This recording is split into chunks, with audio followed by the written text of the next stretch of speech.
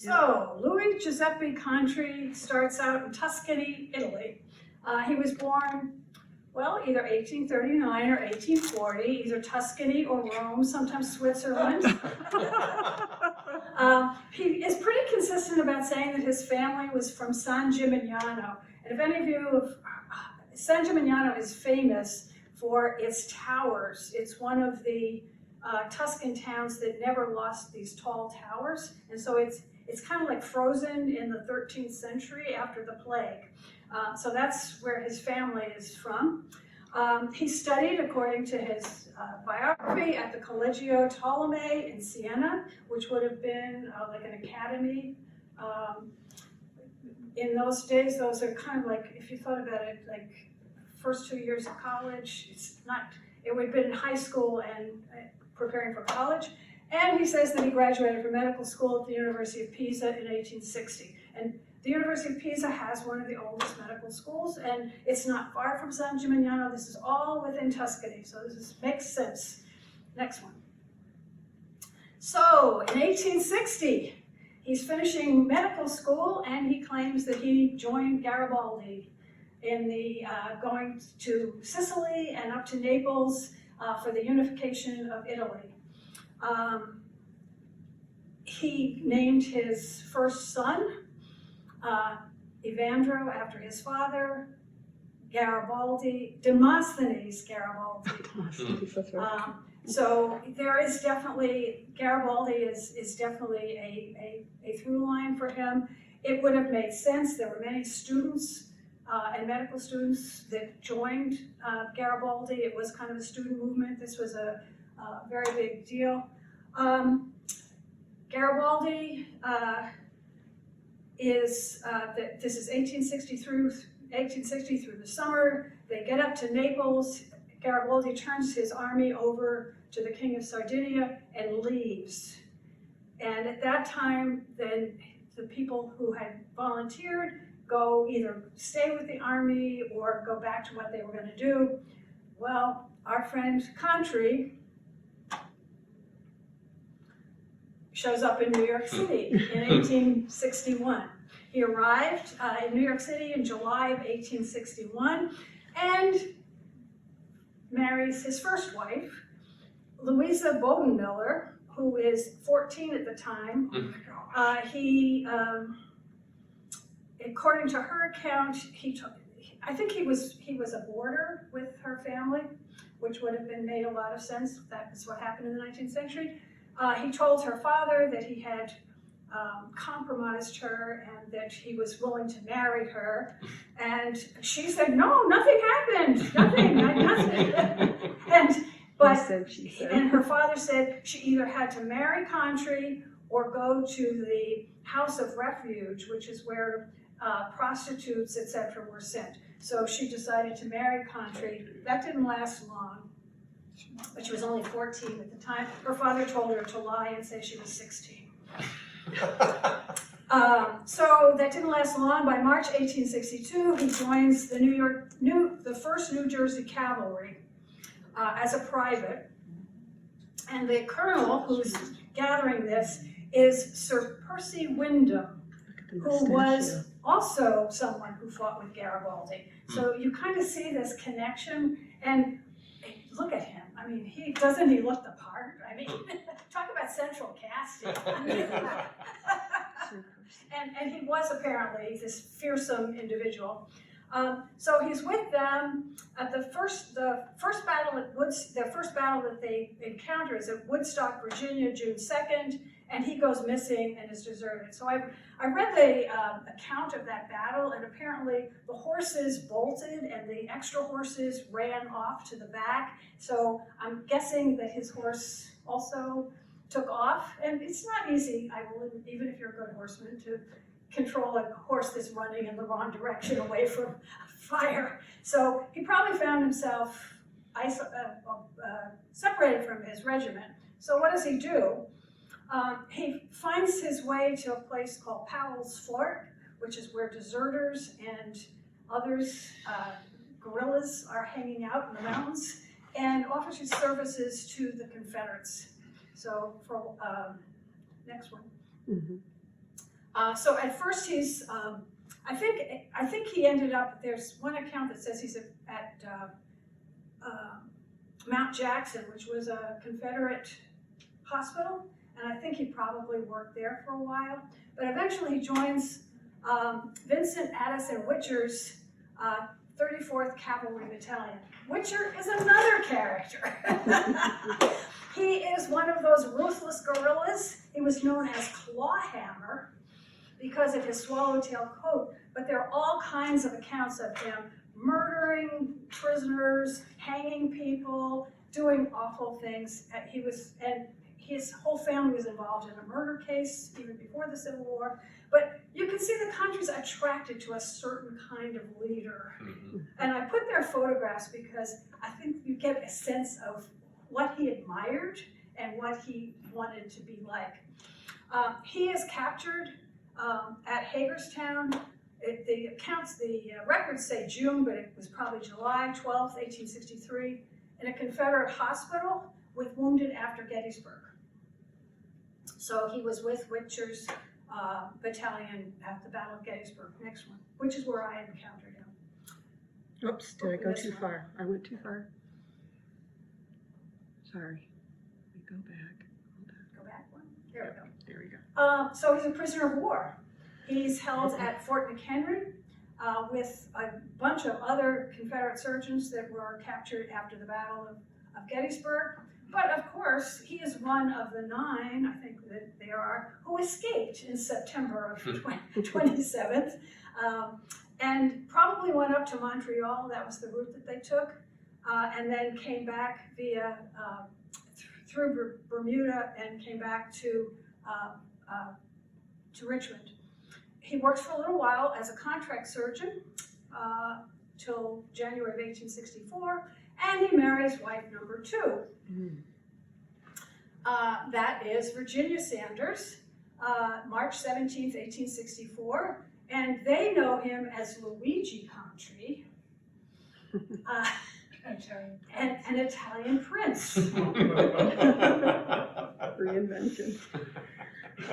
And he was probably introduced to the Sanders family through his contacts with Witcher, who was in Richmond around this time. And there is one account that they might have met at a party or some gathering at President Davis's house, because the Sanders would have known the Davises. Mm-hmm. And there was a ball, I think, for military leaders who were in Richmond at the time. Next one. So one of the people he meets in Richmond and is again attracted to is Morgan. Mm-hmm. And he is Morgan is friends with the Sanders, so it makes a lot of sense. He's from Kentucky, that they would have had some connections. He's with Morgan from May through July of 1864, and August 21st, he's ordered to report to Captain Thomas Hines, who's also a Kentuckian, in Canada. And this is for special operations. They were doing all kinds of operations out of Canada to, and this is 1864, late 1864. They're trying to, it's really terrorism. They're trying to frighten or convince Northerners not to vote for Lincoln. And this is a very, you can see the timing on this. So one, there's a raid on St. Albans, Vermont, and secondly, in November 1864, there are fires set in New York City in hotels and at the Barnum Museum as well. Next one. 1864, 65, Contri gets back to Virginia. I didn't know this until I saw Anna Sanders' diaries, but he's back in Virginia with the family. George Sanders, most of this time is in Montreal. He is not with the family. After the end of the war, they all end up in Montreal, and they're basically in exile. And for a very good reason, George Sanders is being accused of being one of the conspirators in the Lincoln assassination. But while they're there, Mrs. Sanders' brother-in-law, married to her sister, is another Italian, Colonel Louis Palma di Cesnola, who has met Contri in a hospital when he was a prisoner in Richmond. And Contri had some conversation with him about being married to knowing the Sanders family. When he gets back to New York after the war, he does a little investigation of his own. Maybe he found out about Louisa Bodenwiller and some other nefarious things that Contri may have been up to in New York, such as blackmailing people who had Confederate leanings in New York, and which is one of the things he's been accused of. Anyway, they find out that he's not who he said he was. He is not a prince of Italy, and he's basically thrown out. He leaves Montreal, and probably September, October, and around the same time, George Sanders leaves for England, and he is in exile in England for several years. Next. So, L.G. Contri reappears in Boston, 1866, 1871. Meanwhile, Virginia Sanders Contri has died in New York City. They have returned. She and her mother are in New York. She dies, and she's buried in Greenwood Cemetery in Brooklyn, New York. In June 1866, he is involved with the Fenian invasion of Canada. This was an Irish Republican effort. They were trying to force England to allow greater freedom for the Irish and Irish independence. And this group of some former military, many of them Confederates, some of them from Morgan's command, invade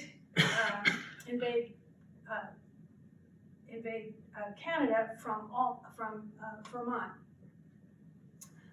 This is written up in the newspaper. He's described as leading the cavalry. He also advertises as a physician and druggist at various locations, and here he marries wife number 3. Virginia McShahey Delaney was a widow. She owned a grocery store. And in August 1869, he left for Cuba, but I don't think he ever got to Cuba. I think he might have gotten as far as New Orleans. Their daughter is born, Lucy Contri, either 1870 or 1871. I'm not sure. Sometimes you can't really tell if you don't have an exact birth date. I'm guessing from some things it looks like it's 1871, but 1870 would make more sense if he left in 1869. So she reports that he cleaned her out for $10,000, and her shop burned down after he left. So not a good thing at all. Next one.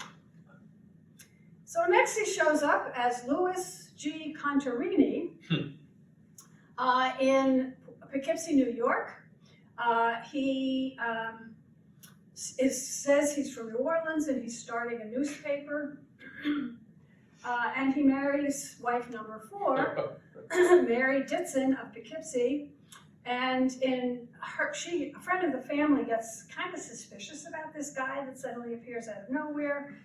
He goes to New York and he does some investigating. He finds wife number 1, and that's how he gets accused of bigamy.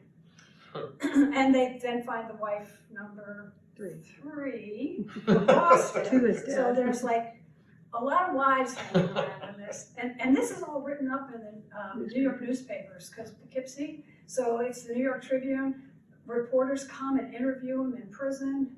I mean, there's all kinds of information, and they talk about the trial, and they actually quote the wives, which is how I know something about them. So he's convicted, goes to Sing Sing for 2 years, 2.5 years. Around this time, George Sanders dies in New York, having returned from England and Europe. In June 1874, he's released from prison.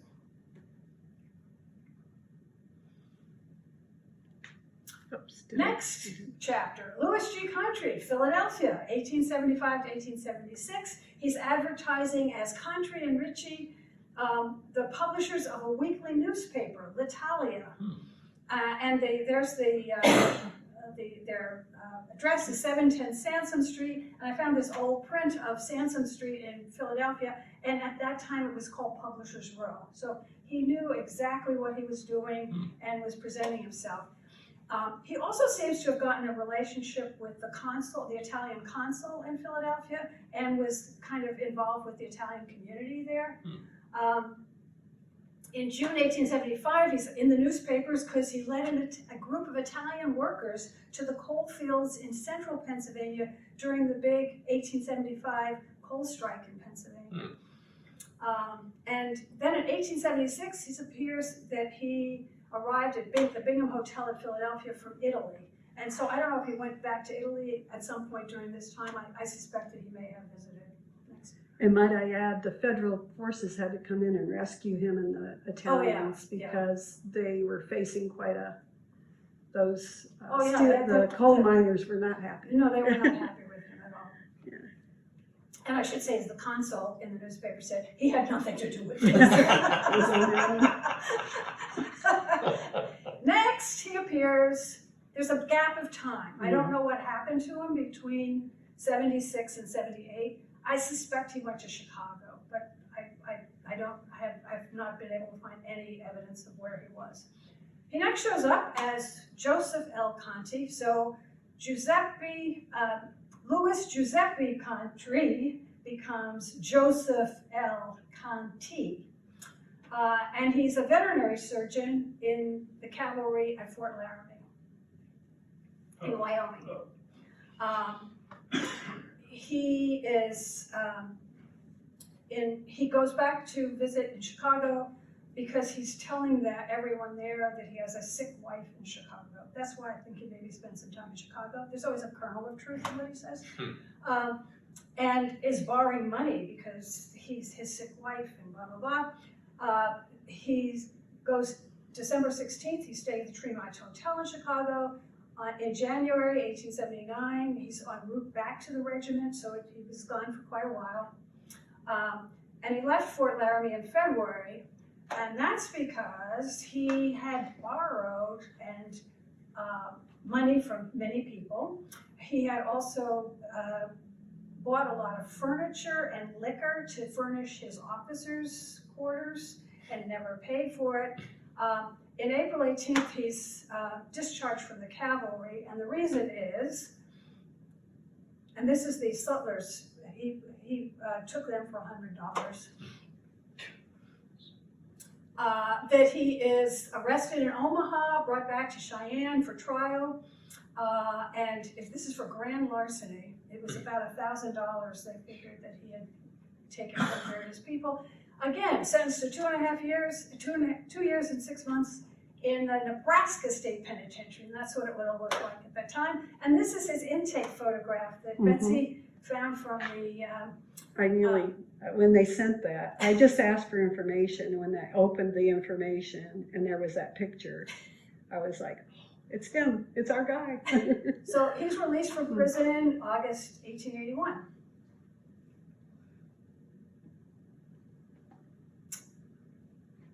So now Dr. J. Louis Conti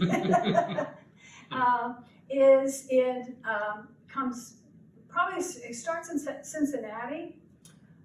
In April 1882, he married Ella Martin of Newport, Kentucky, which is just down the river. Her family, as far as we know, were all involved with shipbuilding. In 1883 to 1887, he's practicing medicine in Jay and Rondell counties of Indiana. And his son, it says 1882, but I think I got that wrong. It's 1883 that his son is born.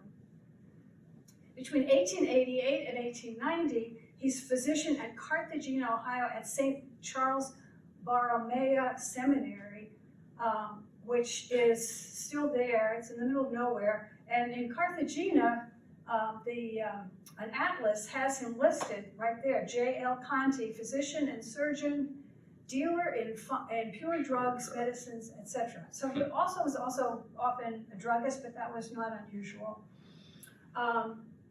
In 1889, their daughter Minnie is born. But between August 1889 and February 1890, he goes to Italy with his son Evandro and leaves his wife either pregnant or with a new baby. And she comes back here to stay with her parents and visits her sister in Madison. And that's in the newspaper. And that was his passport. I'm that was sorry. there. Yeah, and there's a big review. That's over how there. we know. So I think his wife then said, okay, enough of Carthagena, which is in the middle of nowhere. I mean, it really is. There's just nothing much around. She's a city girl from Cincinnati, not her cup of tea at all. So I think she's just laid down the law. So they moved back. They moved to Prestonville. But not for long, because she is shot on March 30th by Robert Bartlett, who was the, what do we decide he was? He was the Magistrate or marshal? Marshal, yeah. in Prestonville. Also a saloon keeper, and apparently very violent when he was drunk.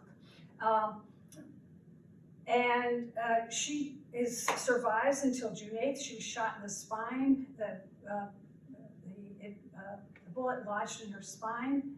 She was paralyzed. They take her to Cincinnati, and she finally dies on June 8th, 1891, leaving a 7-year-old and a young child. So he loses no time and marries wife number 7, Mamie Leap, in October of 1891, June to October. And I have a feeling that she may have come to take care of the children, and then he married her, which again is not an uncommon thing to happen. Their son is born June 21st, 1892. So they had one child together. Okay, next. So they moved to Bedford around 1893, and I think that it does say that that's where he's setting up his office. And I think it's just about 1893. Mamie Lake maybe was the smartest one of all, because she divorced him and moved to Indiana. She took her son and she took the baby, the little girl, and raised the little girl as her stepchild. And I actually got her will, and she left everything to her beloved daughter. Stepchild. Yeah. So I think she fell in love with the children rather than him. So again, he's left without a wife. So his next marriage is to Clara Ramsdell, April 6, 1898. She was a tailoress in Cincinnati, and she dies of diseases. And I'm guessing that, like many, many young women, she died of tuberculosis, and that he knew that she had tuberculosis, because across the street here is her grave in the Oddfellow Cemetery with a very nice stone. And those were not cheap. So he spared no expense for her.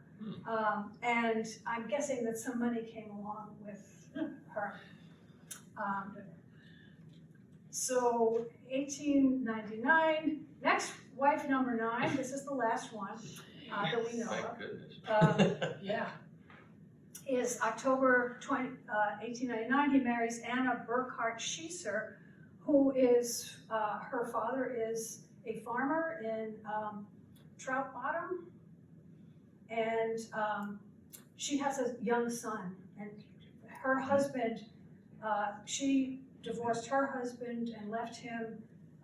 He joined the army and then was running away, went AWOL and then ran away and was shot trying to escape. And I think he was a painter, and I'm guessing that he maybe was had lead poisoning and like the Mad Hatter, and may have had a personality change, and she had to leave because he was dangerous. But anyway, she comes back home to her father, and I suspect that he may again have had her come and help him take care of Clara as she was declining, which again would make sense. So Anna, then in 1900, they're living in Carmel/Winona, and he writes a column for the Madison Courier from Carmel. And the first one describes Carmel as not the Carmel of Palestine, but, Carmel, Kentucky. And he lists with this grandiose kind of thing, and he is the correspondent from Carmel, which has about 10 people. Sounds Who he good. names almost all of them. Yeah. And Yeah, you get a I'm sense still of to tell his you. sense of Yeah. himself as grand or whatever. And in 1900, they're living on a rented farm. And in 1910 census, he's living on High Street in Milton. And this is a photograph that, thanks to Bill, tracked down with a postcard where it said, this is how your poor father looks now. I mean, poor me. But that porch, I went over to Milton, and here's this little house that's still left there, which is On that High picture Street. right there. Mhm. And I believe that is the house he lived in when he lived in Milton, because I went back and there is a historic preservation study that was done of Milton, and this little house is listed on it, and it originally belonged to a Dr. Calvert. So that would make sense that he was renting it from him. And so, next slide, last slide. So Louis Giuseppe Contri, 1911. In April of 1911, he's diagnosed with stomach cancer, and he dies in November. And he's taken care of by a younger Dr. Calvert who lives down the street from him on High Street in Milton, and signs the death certificate. So that's how we know what he died of. His wife, Anna, survives him, and she goes and leaves Milton and moves to Louisville, where she works as a nurse. So you get a sense that, again, he trained her and that she was working with him and became a nurse. His two sons, Van of Lakeland and Louis Jr. of Indianapolis. And that's the story of Dr. Contri. Wow. That's the tip of the iceberg. Yeah, this is the Cliff Notes. So Barbara has the challenge now to write a book, and Barbara can tell you her approach to writing the book. Right. And So you want to explain how you're going to approach all this. So I was just saying that I could do other things, but Dr. Contri is in my head, and I cannot get him out of my head unless I write something about him and put it on paper. And so the challenge is, how do you write a nonfiction account of something that's as crazy as this? I mean, I thought about it. I thought, what approach would you take? So finally I said, you know what?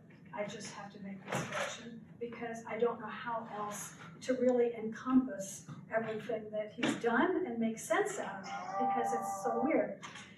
So my idea is to write a historical novel about him, in which it would take place between April 1911 and November 1911 when he dies, and that he is keeping a diary to tell his story, and that every day he sits down and writes a little bit more about it, and that he gets to tell his story as he would like his sons to know about it, and finally tell his story. But that's only going to be half the story. There are 9 women that he's intersected with at different times. So my idea is to actually juxtapose his story and intersperse it with the stories of the 9 women, and let them have a chance to tell their stories. So that's my task ahead of me. And it's interesting because I'm a historian. I don't really done nonfiction. People said, "Have you ever written a novel?" I said, "No." Should I have? But I've been reading a lot about, and there's apparently a number of historians who are now adopting fiction as a way to tell history as a choice, and to do that. And I read an essay that said, nonfiction is like taking people on a tour of a house and pointing out different things, and fiction is letting them experience it. And Contri is so out of control and so amazing, you know, the stuff that he's doing, the people he's interacting with. I just really feel like getting inside of his head and understanding his motivations is really an important part of it. And I can't do that in a nonfiction level. So I'm going to tell you a really funny story. I have a son who is not a good reader. I mean, he's in his 50s, but he's never been a reader. So I like to let him read things I've written because I know he's my toughest, my toughest audience. So I showed him some stuff that I'd written, some drafts, and he said, well, Mom, he said, you know how interesting he is, and you know why it's important. He said, but how are your readers going to know why they should care about him? Gosh, you're right. So I was on my way back home, driving along, and I thought, I know how. So I'm going to start this book with Betsy Tweedy. Another woman in his life. And these binders. Yeah, yeah. And how they came about, and then that's the way to introduce him, of discovering this guy. So Trimble County, the Trimble County Library is a character. Names have been changed to protect the She innocent. might change it. So through Hilda, she got mine to call me because I had done a program on Contri about 10, 11 years ago. And then I put my binders up because, he's taken up enough of my time, my mind. But I'm telling you, you do become obsessed because each thing he just keeps giving. And then I got a call and we chatted and I said, I'm just gonna send you my binders. I've got 2 giant ones and whatever, you can do what you want with them. Well, it didn't end there. We continued to talk about once a month. We'd have an hour plus conversation. And she was still finding things that were interesting, and then we were talking. I think maybe it helped you to talk to somebody else that was obsessed with our gentleman. And she was also talking about, well, do I use each wife to tell the story, or do I pick somebody else from a different angle, like a mother-in-law, Anna Reed Sanders, which is a very, Barbara will tell you more about her, or the sister of the woman that was shot in Prestonsville, because we really don't get a lot about the Ella Martin country. But we do know Sarah jumped on the Hattie Brown packet boat and got down to Carrollton as quick as she could when this happened. And then her brother from Dayton, Kentucky And what did she came down. think of him? And what was her opinion of this man that married Ella and left her pregnant in Cartagena? Well, he waltzed off to Italy for a few months. So that was, Barbara had to decide what voices she would use in the story, and that's what she's working on currently. Another interesting tidbit, he was a newspaper guy. How many newspapers? Italia. 3 at least. 3. The Mossback here in Trimble County was sold to a somebody Bell that was then sold to the person that did the Trimble Democrat. So Contri started the Democrat. I'm just saying. So because he started with the Mossback, it was switched over to the Bells, and then the Bell sold it to Reverend. I have it in my PowerPoint. So there's a connection there. He just isn't to everything. I think. You mentioned Ransdales and Leafs. There's still Ransdales and Leafs. Are they all related? I'm ready to go home and start looking up the rainstorms. They may. But this is the problem. Oh, She is a Ramsdell. Rams. R-A-M-S from Cincinnati. Or is it misspelled? Yeah. No, it's, M is really her name, the M. Yeah, and It's M on the her stone. stone is Ramsdale. But and in that's the what it is. newspaper, it says Ransdell because of the Ransdells. Oh. Here, whoever wrote it, well, that's a Ransdell. So I think, because And M's in the N's getting mixed census up anyway. that go back when she was a child, because believe me, we have gone back on each person. Everything that is up here and everything that's there is all. So the other thing I haven't put in here is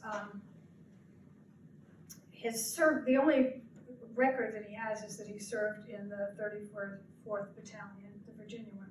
However, we know he was with Morgan, and his pallbearers were all veterans of the 4th Kentucky Cavalry. And they were with Morgan, so he had that connection as well. And he marched with them. He's in the newspapers all the time about being with the 4th Kentucky on reunions, et cetera, et cetera. So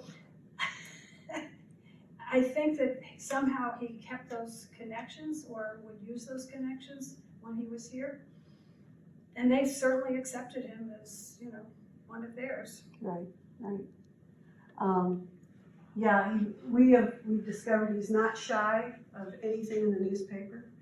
I don't know if he just thought the past would kind of just disappear, but we found him. And any questions? What part of the cemetery? I think I heard somebody say he's in that part on that side. He's on the east and Clara's on the Well, west. So he's on this No, side. he's No, actually, he's he's probably buried with her, but Right. there was no stone. No Oh, stone. there's no stone for him? No, and Oh. even though there's a nice stone with 4 sides, nobody paid the money to put his name on it. So he's an unmarked grave, but I'm sure he's in there because it's a large plot. I mean, it's outlined with plenty of room, so that's paid What I for. meant was his stone, his current stone. Hilda, you all got the It's in the veterans remembrance card. Yeah, Yeah, that's one of the, right. So that's her and that's him. Yeah. And there is also another little quirky mystery about Ella Martin. Find a Grave is online and people can submit memorials. And there is a memorial for a Cunegunda Anna Contri with the dates of her birthday year and her death year. And it's stuck in Dayton, Kentucky in St. Francis of Assisi. It's a Roman Catholic cemetery. It's currently landlocked, or I'd have been up there right now going through someone's private property. You can't, it's closed and you can't bury anybody there. But when I, for one, I know it's Ella Martin. We have connections, we have her sister's name and her brother's name and all that. But what was I saying? I was gonna say something. When I look in the actual listings by the Catholic Church for St. Francis of Assisi, there is no Contri, there's a Martin baby, but that's it, there's no, but so who put I think Bill, you're going to go down that rabbit hole for us. Yep, Bill Davis, he's our behind the scenes researcher. But we're gonna try and find out who put that in there. It's like a random memorial. And it's not true as far as we can tell, it's not true. And I haven't found her actual burial. we don't know where she's buried. No. It said near her mother or with her mother, but they're all buried. It says her mother, they gave the body to her mother to bury, but we don't know where. And her family's all buried in Evergreen in Newport, Kentucky, so. Yeah, now, we've had chats about what was he up to in Newport and Cincinnati, and it was a happening place, lots going on down in the shipyards, and they all, he was probably doctoring people too, giving them what they needed. Yeah. The other thing is, he was a Mason, and I think he was also an Odd Fellow. Well, yes, they're in the Odd Fellows. And Ella Martin's father was in the Odd Fellows, and it could be that they met that way. Mhm. That's another connection. But trying to figure out how he meets all these women and how and in very rapid succession. I mean, so he doesn't lose time. I didn't count, but how many children did he himself have through Um, all the women? his two sons, the daughter and 4 altogether. The daughter- Just And 4 out one of of all his them sons women. was in Shelby County. Hmm? One of his sons was in Shelby County. May have been, we weren't May have able to been. track exactly. Yeah. There was a grandson also could have been there. I think it was Louis, was in Louis, yeah. Shelby County. It could be. And one was in Chicago. Indianapolis. They Indianapolis. moved around. Indianapolis. I don't have my papers in I front know of me. one Yeah, named I know. Stella It's Thompson, confusing. you know, you start digging back and then at some point we just had to quit. You had a question. Was he a good surgeon? Was he a good surgeon? Good question. You know, that's a good question. None of his patients survived. He ends up, from the time that he moves back to Cincinnati and he joins medical societies and he contributes articles to the medical societies and gives talks about stuff. So, I don't know, I mean, he put on a good show and he certainly was working as a doctor, but I don't know how good his surgical skills were. He was a vet too. And he was a veterinary surgeon, I mean, I guess Reach. it's all the same. The last page of my PowerPoint from 10, 11 years ago, I just want to give you, because there are actually people there in the room that remembered something. Now, I'll read you, let you judge for yourself. Let's see. Whispers from the Past was my last. And Bob Stewart, who was in the Historical Society, he says he remembers his mother and father complaining about Contri, that they had a 9-year-old son, Virgil, that passed away, but because, they blame it on Contri because Contri was late getting back from Louisville, like he took his time or what was going on, maybe he had a little drink or something, we're not sure, but the boy died before he got the help he needed. And I read my notes before, and I think it was a hernia or an It was a appendicitis. hernia. It was a Yeah, hernia. And then another one, Sarah Wicker, she remembers her parents saying that he was an opium eater. That was in parentheses. And then Mildred Pruitt doesn't remember anything specific. So if you've been here in Trimble County, these are names you probably would have heard. They're probably all gone now. But she heard derogatory tones used in reference to him. Now, that's all hearsay, so I don't know, I'll let you think. And it is completely possible that he used opium, because a number of the doctors did get addicted to it. I mean, they didn't understand early on that it was an addiction. I have one of the doctors, and it would fit with his flamboyant personality as well, that was an opium user and quit medicine and became he had somebody who played the piano and he did recitations. And at the end it said he died of, the effects of opium. Betsy, Yeah. how did you become interested in this? Oh, yeah, Yeah, that you should should. I should have told you. Well, we were planning, the library was planning, because we moved up here, the cemetery's right there. Let's do a Civil War, find all the Civil War guys that are buried in the cemetery, Union, Confederate, side by side. So I went through, I got all the Historical Society books and because they have bits and pieces in each book, so I copy everything off, got that together and sat down and started tracking people, kind of like you did, through census records and found out different things about different ones of them. And what was good, my plan was that we got rained out, but I had marked every grave with a little Confederate flag or Union flag. And it was, people could go over there and see where they were. That's when I hit Louis J. Contri. And what got me was his own, I don't have it up here, but he had submitted his own memoir in 1905 for the Ohio, it's in the bound book, Ohio Valley Memoirs. And that's where this picture with the slouch hat comes from. And, wow, that was outrageous. I mean, he'd done it all. And, wow. So I said, there was another girl I was working with, Karen Lund, and I said, can you believe this? And she goes, Anyway, then the obituary kind of follows along with some of what's in the memoir, but a little different. So I started down the rabbit hole, and took me for, that was a run, that was a ride. And Barbara, since then, has found even more, so, and a little more methodical at getting things together. And he was one of the surgeons, when I started doing this work on the Gettysburg Surgeons, I came across him because he was one of the surgeons who was at Fort McHenry, the prisoners. And I have there's one of the chaplains, Confederate chaplains, who was also in prison at Fort McHenry, kept a day-by-day account, and he mentions Contri several times.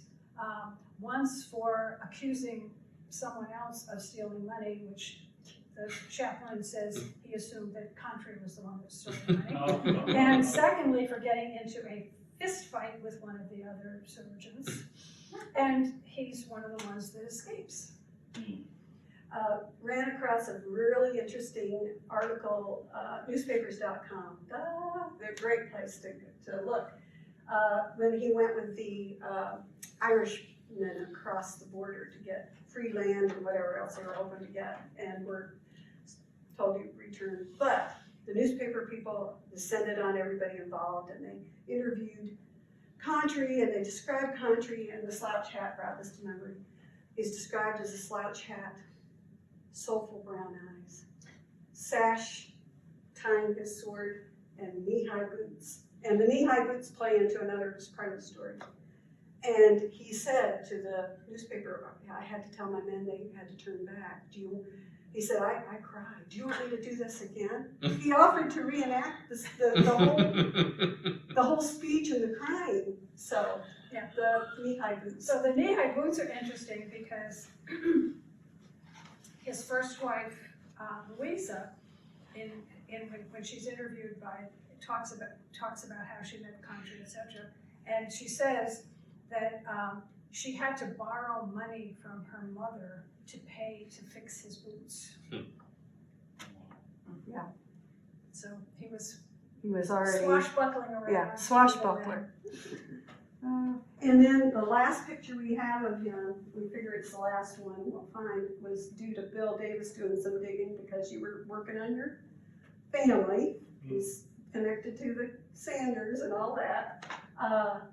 And he put a query out, and we went back and tried to find the person that came from, but that's what he got. And so there's just these little things that are still out there. Yeah, interesting. Is that Sanders family, is that what Sanders is named for now? I mean, is that connected? It's a related line, yeah. A related line, Yeah. Interesting. The Sanders were, I shouldn't speak for you all, these are our Sanders connections here. We were really pleased to visit Grass Hill, which was very instrumental. It was like a hub for the Sanders family. They had moved from Lexington to out there. It's out past Worthville, it's out there, it's beautiful territory. And it was kind of their homestead for family coming and going. And Barbara was able to dig up even more by going to the National Archives and diaries by Louis' mother-in-law, which may be one of the voices in her book. Yeah, Because she's a really interesting person. Anna Reed So Sanders. she's from, her father was a very prominent military figure. The name was Reed, R-E-I-D. And she was a writer before she was married. She published things. And that's how George met her. He read something that she'd written and started corresponding with her and proposed marriage before he ever met her. Did you say that? Which is Maybe Hal was kind of Sanders. risky. Huh? Yeah, I know. I know how all that, I wouldn't go down that rabbit hole now, but somebody can connect it somewhere. Yeah. But she was a Sanders, Libby Sanders. One of our past librarians was a Libby Okay. Sanders pal. Yeah, yeah, sweet lady. What else? I thought of somewhere we were talking, but that's okay. Oh, any questions? Anyway, we feel So like we have the book done next week? Yeah, which, it'll take a while. So every time I go down, I mean, so I have to make up a lot about the women, but, so, I've been working on Louisa in New York. She was a dressmaker. Well, what does that mean? She's only 14 when she's married. She's already a dressmaker. She probably went to school until she was 12 and then was apprenticed as a dressmaker. And I started reading about how much money they made, what that process was. And it turns out that being a dressmaker was a pretty good field for women at that time. And she would have probably worked for a woman who had her own shop, so it was a way to become an entrepreneur. And typically they were called Madam, and so I found one person in New York, Madam Federica, who was German, and that would make kind of sense there. So like how much money she would have been making. So what was her father doing? I mean, this is the trouble with fiction. You've got to kind of recreate things, but you have the freedom to begin to move out from that. So what was her father? She tells the address where she lived, on White Street in New York. So what was her father like, and what was her father doing? Well, my hint is that after Contri left and abandoned her, she remarried in 1866 after the Civil War, and but never got into, I mean, not really, but people were kind of casual about that stuff. There's bigamy there too. And, you know, he left, so from her standpoint, he could be dead, you know, who knew after the war. She married somebody named Ivans, whose family were all in shipbuilding. And because of where they're located, along the west side of New York, I'm guessing that her father was probably in the shipbuilding trades, and they made good money, so they wouldn't have been poor, and he could have afforded. I mean, she makes it clear that they're not in the recent immigrants that are in you know, on the streets and poverty. This was not a poverty situation, and I think they had enough space that they were actually taking in boarders, had a boarder. So that's the kind of little tiny hints that you can have to kind of put that back together. So I'm trying to recreate Louisa, and she moves to Brooklyn, and then she gets married again, and then she divorces that one and finally marries somebody who she's married to when she dies. But she lives in Brooklyn, and so I have her taking the ferry from Fulton Street in Brooklyn to Fulton Street in New York, and then going back to her old neighborhood, which is what New Yorkers do. They go back to, say, the old neighborhood, and that was a neighborhood that had changed completely. That church that I showed you, St. John's, was torn down. That's now the west side of New York, and it was like a railroad yard, and it's all industrial. And the neighborhood that she grew up in was around that church, and it was originally single-family houses that then were converted into apartments. They were then torn down, and her house on White Street was, there's a picture of it, that location today, and it's a cast iron building, so it was turning into industrial. And she says that her parents by the 1870s have moved uptown. So New York was just always moving further north, further north, further north, and she's certainly part of that. So that all makes sense. And also moving to Brooklyn was the other piece of it. But I found a great photograph of a ferry in New York in the 1890s. And it shows them sitting on the slat benches of the ferry, and there's about 5 or 6 men, all with a newspaper in front of their face, and about 5 or 6 women dressed to the nines with a hat and you know, their day dresses on. And so she's a dressmaker, so she's gonna look and see Gonna what are they advertise wearing for and what's the wearers, latest fashions and whatever. So I can picture her on a ferry going across from Brooklyn to New York. And, you know, then my job is to make everybody else see that too. So that's Barbara's challenge for the next few months. You know, we don't know how long this will take. I think yesterday we were visiting the Grass Hills. We solved a mystery for you. You said, what about somebody who's connected with a flag and this and whatever? And we were able to tell you it was Anna Reed Sanders' father. And Mr. Reed was known to help solidify the style of the American flag we have today. Instead of doing a line for every state, which would, you know, how big would that be? He said, let's do a star. So, and Bill, you pointed this out, where they're buried in Brooklyn, New York, there is a flag over his grave, and the other graves are unmarked, I think for protection of the family or something. No, Or what, just they didn't mark them? Just, they're there. Well, when they came back, after the Civil War, George Sanders is in England in exile. Anna and her two surviving sons are in New York. And what I found at the Library of Congress is she is writing about that she's trying to apply for a job as a teacher at a girls' school. And her son is encouraging her instead to write stories that he thinks she could make more money at that. So she's not in financial, they're in financial straits. So, you know, that whole idea of you know, we look at gravestones and it was an outlay of money. I mean, it's a statement. I mean, they were not inexpensive.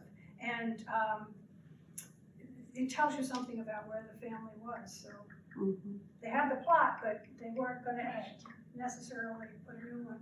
And actually, some of those graves, they're meant to have one large, Yes. and then just individual stones. Mhm. But I think some of them aren't even marked. Is that correct? Ask Bill, he went there. That's what I remember. They keep a flag flying. Right. Over the plot. He's definitely marked, right? Well, the person I not identified, but felt like sorry for, or just was Ella Martin, the one that was shot in Prestonsville. Yeah. Because Betsy gets all the credit for I Ella get Martin. really perturbed when they never mentioned her name. It was always Mrs. Dr. L. Contri, which that's of the time. But even on her morgue, when she finally died, it said Bates Street Hospital, but it's probably Mercy Hospital, and it changed names quite a few times. They even then say Mrs. Contri died of murder, shot, you know, whatever. I had a gentleman do some digging, and that's all he could find.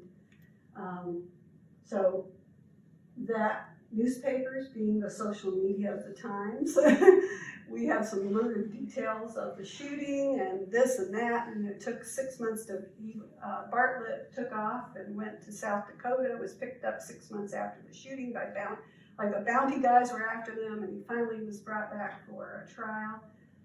And, but at the time, I don't know if they did an autopsy, but they talk about, in the newspaper, they talk about digging the bullet out of her breast, covered in black silk.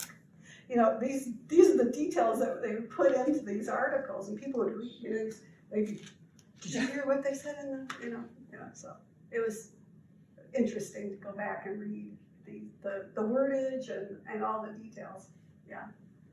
So she shares my excitement over reading this. So we know a lot, but I still have to fill in a lot of different Right. things. And then the woman in, I mean, it's interesting that he married women that were really very competent, and the woman in Boston has a grocery store. I mean, that's a pretty big thing, you know, she had a business. He must have been very cunning, Mm-hmm. handsome for sure. Charming. Well, I'll come back when I've got more stories to tell you. So he lived in Trimble County longer than he did anywhere else other than his Yes, home yes. around Yeah, or yeah, Italy. yeah. So Absolutely. starting in 20 years. Prestonsville in 1891, and then he kind of stayed in this area. Mhm. Yeah, between Bedford and Milton. How old was he that time? 70. So he's in his 70s at that time. Now, Ella, his wife, the wife that was shot, was quite a bit younger and described as enjoying company and, you know, social gatherings and stuff. And some articles even take it a little farther and say that she was quite, not the word flirtatious, but it meant that. So you can't blame the magistrate or the marshal or whatever. He was just, he wanted her to elope and she spurned his advances, and, you know, and it all happened. It's quite, they talk about the shooting because they said he comes in, he shoots her, she falls to the ground, he shoots Mrs. Hunt, the Hunts were who owned the house that they were boarding in, and then Mr. Hunt comes in and tries to, you know, but I think another shot goes off, so there was like 3 shots gone, and he races out, and then he's on the lam after that. So that's the first article I ran into, and I thought, oh my goodness, of this area. Is there any record of him being a member of a medical society? Yes, yes, Oh, yes, yes. good He question. joined the Indiana Medical Society when they lived in Indiana, Ohio Medical Society, and he's definitely very involved with Kentucky Medical Society. Do they have any records of his practice here in Milton or in Bedford? Yeah, I mean, it Only mentions. that he's a member, and, Mhm. and I have to say, one of the things that you asked about, was he a good surgeon and what were the qualifications and things?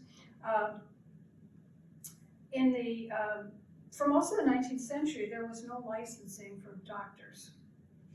And that was because there was originally, like very early in the 19th century, and then because of all the different medical sets, there was, you know, Thomsonian medicine, there was, what's the other one that they, different versions of medicine, and then there's the regular medicine, so that the lobby was strong enough of these other medical groups to get rid of the licensing.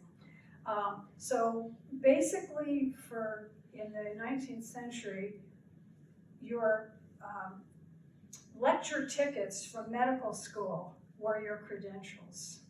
Now, Contri came to the United States without those, so to begin with, it's hard for him to get himself into doing medicine, which is one reason why he's probably being a druggist Or a veterinary surgeon. and medical thing first. But once it comes to Indiana and Ohio and Kentucky, he is very specific about getting involved with the medical societies. And there is a certificate where the Kentucky Medical Society is certifying that he's able to practice medicine. So that was one of the routes that they could take to do that. Another interesting. And did he finish medical school? Maybe not. Did he interrupt his studies? Maybe. I think he did study medicine at some He point. did continuing education. He did continuing education. He was well educated for sure. He spoke German, Italian, French, and English. And some of the places they say 5 languages, he probably spoke Latin. I mean, probably understood Latin as well. He had a classical education if he went to the Collegio. And they were very, it was under the Catholic Church, obviously, but that group, they were like there was a teaching order, and they were very scientific. So he would have gotten an excellent education. But oddly, he did not educate his children. Because it was all about him. Yeah, it's all about him. Well, my inquiry mind is ready to go home and look at the journals of, I have from 1909 to 1911, because it said he was in Winona. Yeah. And this gentleman was a Wright, John Wright, and he lived in Winona. Okay. And he went across the Ohio River by ferry. He would leave his horses hooked up in Milton. He knew all the people in Milton. Now I'll go home and read that journal again and see if he's in. Yeah, As if he ever good as says the anything video. about, I mean, it's these little odd bits and pieces of how he, appears in things. I mean, people noted him. I mean, he was not invisible. I mean, he was not trying to be scarce, you know? He wanted attention, for sure. Yes, yes. For sure he wanted attention. So I found this one little article that I think gives credit to a good, strong Trimble County girl, Anna, the last wife. They were on a party, and Dr. C.P. Fix in Trout Bottom. Returning home, the horses became frightened on the hill. I imagine they had some visitors, and the doctor might have been riding it, she decided. But for the presence, mind, and pluck of Mrs. Contri, who sprang out of the surrey, grasped the horses by the bridle, and they were able to return home safely with just a bad scare. But I said, wow, she's quite a woman. So he just held on for the ride, I guess. He was older then, he was older. Anyway, Oh, so and there are he- lots of questions, Yeah. but increasing answers, and I have to say, you know, a lot of times people who are scholars and doing stuff like to work alone.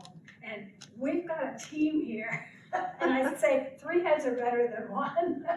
So Bill Davis has found stuff, Betsy's found stuff, I've found stuff, and pulling this all together, it's really been a wonderful effort to, I mean, we wouldn't be where we are now without all of us working on this, so.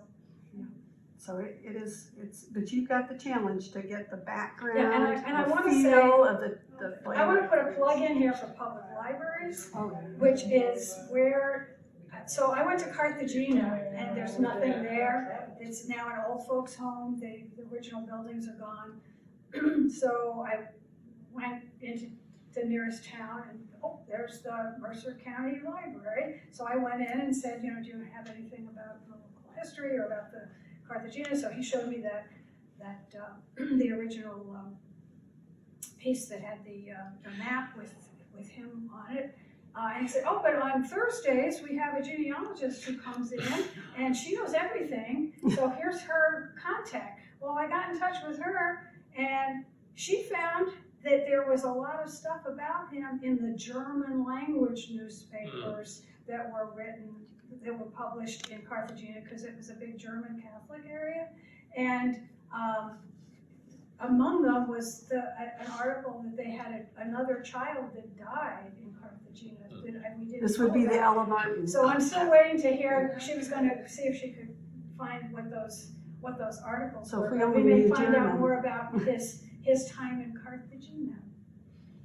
But And, thanks there's another to little public libraries. Another Thank you. little article in Cincinnati, a visiting artist, a well-known Italian artist. He actually has murals in Notre Dame, but he was visiting in Cincinnati and mentioned in his showcase, in the exhibit.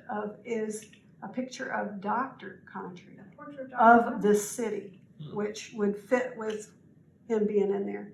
Right. So we're wondering. That's another Where's hint the about- picture? that's We another want to see hint the, about we want to see the Chicago. picture. Because that artist was based in Chicago Yeah. for a while. There's the Chicago. And so he might have known him in Chicago. And then when he came down, he's painted right his there, portrait. you know, probably wearing his slouch hat. Always using people, using his connections. Yeah.